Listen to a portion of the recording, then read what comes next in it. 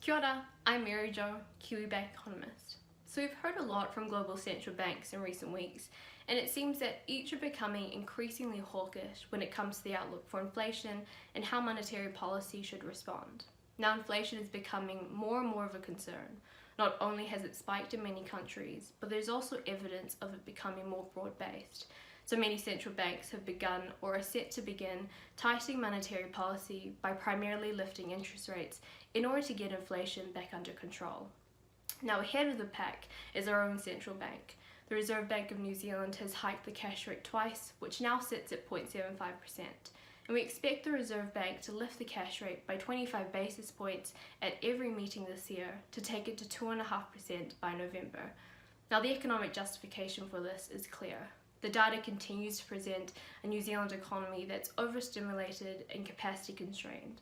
Inflation has accelerated to a 30-year high of just under 6%, and the labour market has tightened even further, with the unemployment rate falling to a new record low of 3.2%.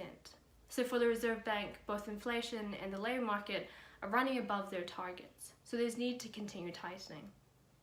Now not far behind our central bank is the Bank of England. The BOE has also hiked its bank rate twice in back-to-back moves and is set to be among the first to actually begin reducing the size of its balance sheet, which is the reversal of quantitative easing.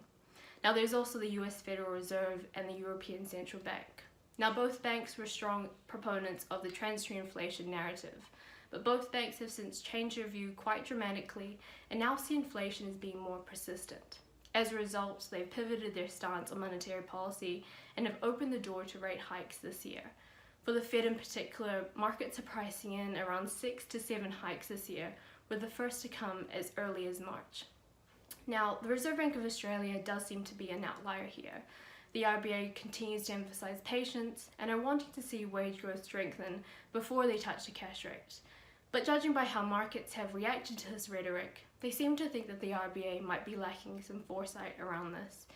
It's important to note that wage inflation is a lagging indicator, so it will come eventually as inflation continues to rise, and that'll test the RBA's patience over the coming year.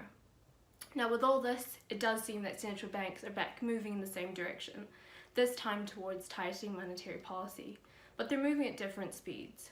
Now this changing dynamic between our central bank and others will have consequences for the Kiwi exchange rate.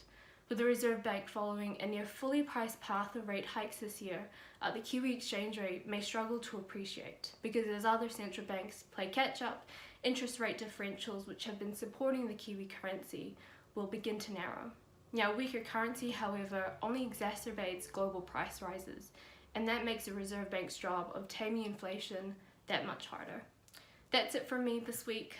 Talk to you in the next one.